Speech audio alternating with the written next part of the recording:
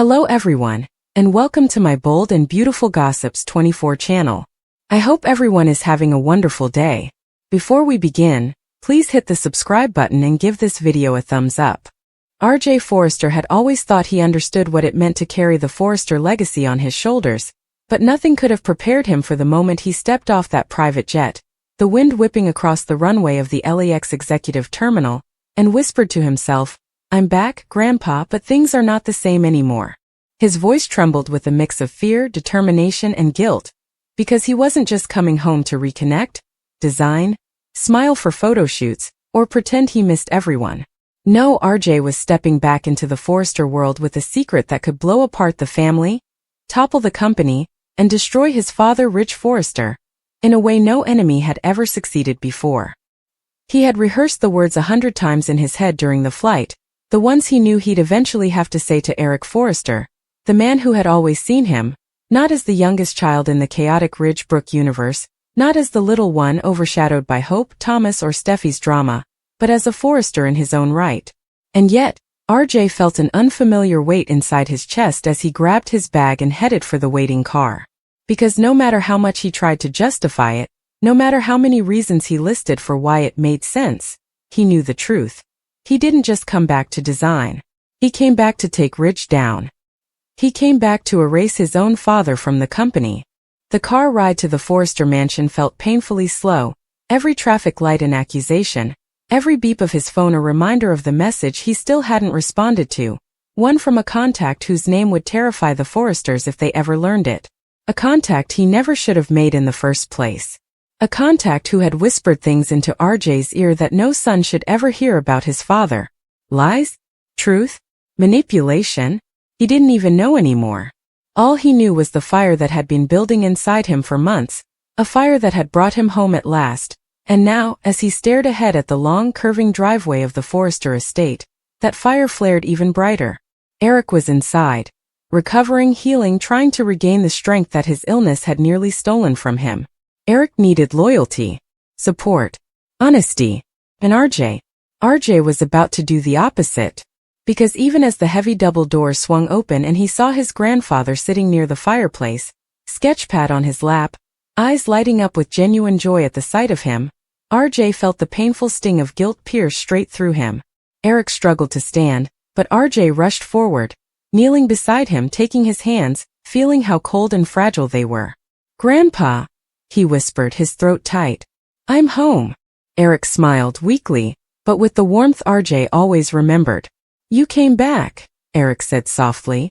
"I knew you would. I need you, RJ. The company needs you." And that was it. The trigger. The reason he returned. Because the company needed him, just not for the reasons Eric believed. As the first hour passed in the mansion, RJ listened carefully as Eric talked about everything that had happened while he was gone. The near-fatal illness, the shocking recovery, the battle with Ridge over the final collection, the way Ridge had taken back control of the company with his usual obsession for perfection and power. Eric spoke with pride about the comeback he was working on, pride about being alive, pride about his family pulling together. But RJ noticed something else. Every time Eric mentioned Ridge, even casually, RJ felt a tightening in his chest, like someone was squeezing his heart and twisting it painfully. He tried to hide it, tried to mask his expression, but Eric noticed. "Something's wrong," Eric said quietly. RJ tried to shake it off, tried to force a laugh, but the laugh trembled out of him like broken glass. "It's nothing," he lied. "Just jet lag." But Eric didn't buy it. Eric looked at him, really looked at him, with those wise, perceptive eyes that had seen decades of Forrester triumphs and betrayals. "You can tell me anything," Eric said. "You're safe here." Safe. If only that were true. Because RJ was anything but safe. And neither were the Forresters. Later that afternoon, RJ walked through the Forrester Creations building. The halls echoing with memories of childhood visits, design sketches, laughter, arguments, and 1,000 moments of family drama. He expected to feel nostalgia. He expected to feel pride. Instead he felt dread. Because every hallway, every door, every framed photo reminded him of the impossible choice he was about to make. He found himself standing outside Ridge's office, his father's domain. The office door was slightly ajar, and he could hear Ridge inside talking to someone. RJ listened. The company is moving forward, and it's my job to protect its legacy, Ridge said. No more chaos. No more instability. That word, instability, was the same one RJ's mysterious contact had used when talking about Ridge. And the memory hit him again. The phone call, the low voice saying, Ridge is dangerous for the company. He's hiding things. If you want to protect the Forrester legacy, you must help us remove him. Remove him. Erase him. The exact words RJ was still terrified to admit he'd actually considered. The exact words he had returned to LA carrying like a burning brand across his soul. When Ridge finally looked up and noticed RJ standing there, his entire face lit up. RJ! Ridge exclaimed, crossing the room, pulling him into a hug that RJ was too stunned to return. You didn't tell me you were coming home. RJ forced a smile, but his stomach twisted. I wanted to surprise everyone, he said softly. Ridge didn't notice the hesitation. Ridge rarely noticed anything that wasn't directly related to him, his designs, his work, or his place at the top. Come in, Ridge said warmly. I have so much to tell you about what's been happening. And Ridge did talked for nearly 20 minutes straight. About Eric. About the collections. About Steffi and Thomas. About hope. About the pressure. About his plans for the future. But never, not once, did Ridge ask RJ how he was doing. Why he came home. What he wanted. Not once did Ridge notice the shadows under his son's eyes, or the flicker of hesitation, or the tension in his posture. And as Ridge kept talking, RJ felt something inside him solidify. A mix of pain and realization. Maybe the contact wasn't lying. Maybe Ridge really didn't deserve to lead this company, the way everyone had always assumed he did. Maybe Ridge had been damaging the family in ways nobody else noticed. Maybe Ridge had secrets of his own. And maybe RJ wasn't wrong to come back with an agenda. But the moment that changed everything, the moment that cracked RJ's emotional dam wide open, happened later that night. He was alone in the Forrester mansion, sitting on the balcony outside the guest room, staring out at the Los Angeles skyline, when his phone buzzed again. A message. From them. Only 3 words. Remember the plan. RJ froze. His hands shook. His heart pounded. Because the plan was clear, even if he hated himself for being part of it. Step 1. Get close to Eric. Step 2. Gain influence inside the company. Step 3. Collect proof that Ridge was unfit to lead. Step 4. Use that proof to remove him legally, permanently. But the contact had hinted at Step 5, something darker, something RJ refused to even think about. And yet, he hadn't blocked the number. Hadn't cut ties. Hadn't told anyone. Why?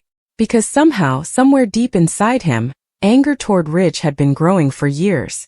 Anger that came from feeling overlooked. Ignored. Unappreciated.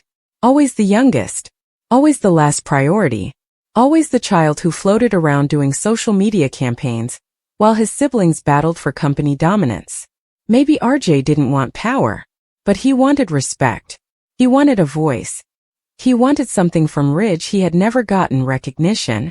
And with that realization, raw and painful, came another one. He wasn't just doing this for the contact.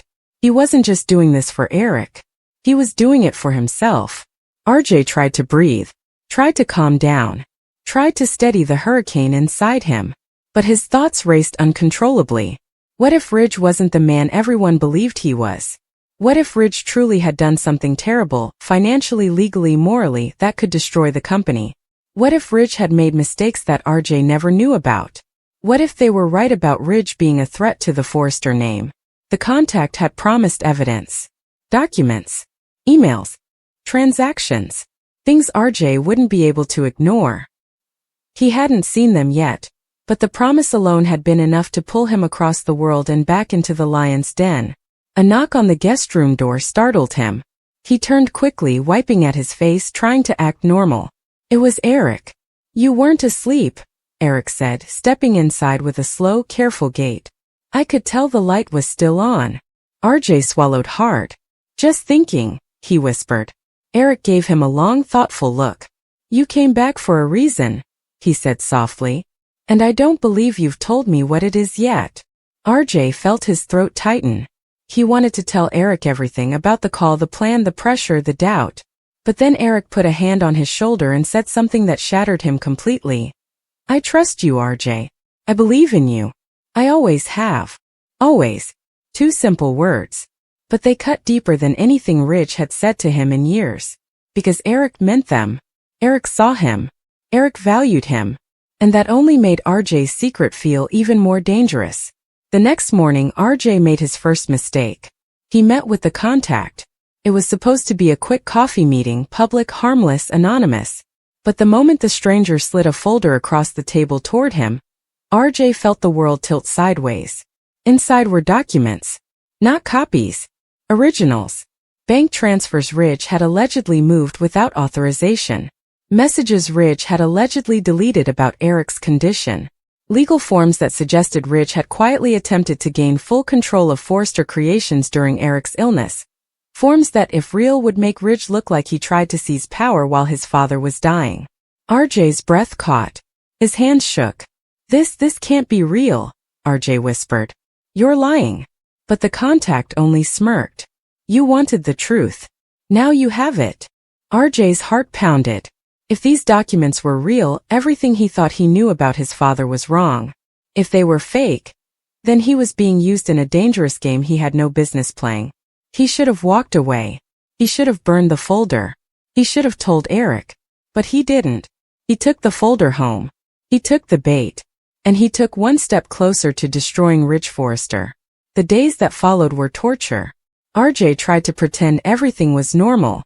He worked in the design office beside Eric, sketching ideas, listening to music, acting like he had come home simply to support his grandfather. But every time Ridge walked into the room smiling, confident, proud, RJ felt physically sick. Every time Ridge put a hand on Eric's shoulder or talked about leading the company, RJ felt that fire in his chest flare violently. Every time Ridge made a decision without consulting anyone, the voice in RJ's head whispered, "This is why you're here. This is why he has to go." But the breaking point, the moment RJ stopped doubting and decided he would follow through, came when he overheard Ridge arguing with Carter in the hallway outside the CEO's office. Ridge was furious, pacing back and forth, voice rising. "I'm done with the back and forth," Ridge growled. "Eric isn't strong enough to return full-time. He's unstable. The board needs assurance that I'm still in charge." RJ froze. Unstable. That word again. That word that had been haunting him ever since the contact used it. RJ stepped back into the shadows, heart pounding, bile rising in his throat. If Ridge was already talking about pushing Eric aside again, then maybe the folder wasn't wrong. Maybe the contact wasn't lying. Maybe Ridge really was planning to take everything for himself. And that was the moment RJ made up his mind. Ridge Forrester would not lead Forrester Creations much longer. But how? How could he take down his own father without destroying the family? Without turning the Forresters into a public circus? Without breaking Brooke's heart in the process? RJ didn't know. He hadn't figured out that part yet. He only knew what the contact kept telling him. The documents are enough. Present them. The board will choose Eric. Ridge will be removed. You will be the hero who saved the company. Hero. The word made RJ want to be sick. He didn't feel like a hero. He felt like a traitor. But the deeper he looked into the folder, the harder it became to ignore the signs. The bank transfers looked authentic. The signatures looked real. The dates matched Ridge's business travel schedule. The emails used Ridge's private server. Everything made sense. Unless it didn't. Unless someone was framing Ridge. Unless RJ was being manipulated. But by the time he realized the truth might be more complicated than he thought, it was already too late. Eric had noticed the tension. Brooke had noticed the distance. Steffi had noticed the secrecy. And Ridge had noticed the anger. "You've been different since you came home," Ridge said one night at the mansion. "Something's bothering you. Tell me what it is." But RJ couldn't. He couldn't tell Ridge the truth. Not when he didn't know it himself. Not when he didn't know who to trust. And the worst part? Ridge thought the tension was about hope. "If this is about hope," Ridge said, "you need to know I support whatever makes you happy." RJ almost laughed. Hope? As if this had anything to do with hope. As if romance mattered when the entire foundation of the Forrester empire was cracking beneath their feet. RJ looked his father in the eyes and whispered, "You don't know what's going on. You don't see anything, Dad." And Ridge actually looked hurt. For the first time RJ could remember, Ridge's confident facade slipped, and he looked genuinely confused. "Then help me understand," Ridge said quietly. "Tell me what I'm missing." But RJ turned away. Because how do you tell your father you might be here to erase him? And yet, even RJ didn't know the full truth. Because the contact, the person pulling the strings behind this entire scheme, was someone much closer to the family than RJ ever imagined. Someone who stood to gain everything by eliminating Ridge from the company. Someone who had been watching, waiting, planning. Someone who had chosen RJ as the perfect weapon because RJ was loyal, emotional, and desperate for validation. Someone who had targeted RJ at his weakest moment. Someone RJ would soon discover wasn't just manipulating him. They were manipulating the entire Forrester dynasty. And when RJ finally learns the truth about who recruited him, why they chose him, and what their real plan for Ridge truly is, RJ will realize that the secret he's keeping isn't just dangerous. It's explosive, deadly, and if he doesn't make the right choice soon, Ridge Forrester won't just lose the company. He might lose everything, including his own son. RJ didn't sleep that night. He lay awake staring at the ceiling of the Forrester mansion, listening to the soft hum of the night air filters and the distant ticking of the antique grandfather clock downstairs, every second reminding him that time was running out. The folder sat on the nightstand like a poisonous serpent coiled and ready to strike. Every time he looked at it he felt sick. Every time he tried to ignore it, his thoughts dragged him back into the nightmare he had willingly stepped into. By dawn, RJ had made another decision, one that shook him to the core. He would confront the contact. He would demand the truth. He would insist on knowing who else was involved and what they really wanted from him. Because the more he thought about Ridge, the more the memories came flooding back. The good and the bad. Ridge teaching him to sketch when he was little. Ridge missing his school performances because of work. Ridge laughing with him on vacations. Ridge forgetting his birthday that one year. Ridge cheering loudly at every accomplishment. Ridge yelling at him during a fight about responsibility. Ridge hugging him fiercely after a long absence. Ridge being complicated, flawed, human, not a villain, not a saint, just a father. And maybe the truth wasn't as simple as that folder made it seem. When RJ slipped quietly out of the mansion before sunrise, he moved like a ghost, haunted and half-determined. He drove to the same cafe where he had met the contact, hoping they'd show up early. They did. They were already waiting at a corner table, a hood pulled low over their face, sunglasses covering half their features, tapping their fingers impatiently against a steaming cup of coffee. "You came," the contact said, sounding almost amused. RJ didn't sit. "I want answers," he said sharply. "All of them." The contact tilted their head and gave a slow smile. Cold, calculated, chilling. "Careful, RJ. Demanding answers means you're finally admitting you're involved." RJ's jaw tightened. "Just tell me the truth. Are these documents real or not? Because if I find out any of this is fake, if you're manipulating me..." The contact raised a hand. "Relax," they murmured. "Everything in that folder is authentic. Verified. Untouched. Ridge made those moves. Ridge hid those transactions. Ridge tried to take control." RJ swallowed hard, feeling his throat burn. "Then why come to me? Why not tell the board? Why involve me at all?" The contact's smile grew even colder. "Because you're the key," they said softly. "You're the one Eric trusts. You're the one Ridge underestimates. You're the one who can deliver the strike with the least suspicion. And when the dust settles, there will be a place for you at the top." RJ felt sick. A place at the top? That wasn't what he wanted. It had never been what he wanted. And hearing it out loud disgusted him. "I don't want power," RJ whispered. "I want the truth. I want my family safe." The contact leaned forward. "And your family will be safe," they said with chilling certainty. "Once Ridge is gone." That was when RJ finally snapped. "No," he said firmly. "Tell me who you are. Tell me who else is involved. Tell me what you really want." And the contact paused just briefly, but long enough for RJ to see it. Crack. A shift. A flicker of something like annoyance or fear. You don't need to know that, the contact said finally. You need to focus on your role. But RJ did need to know. And he was starting to realize something terrifying. He wasn't just part of a plan. He was being controlled by a much larger force. One that wanted Ridge erased from the company for reasons far deeper than RJ ever imagined. And when the identity of the mastermind finally comes to light, RJ's entire world, everything he believes about his family, his loyalty, his purpose, will be shaken to its core.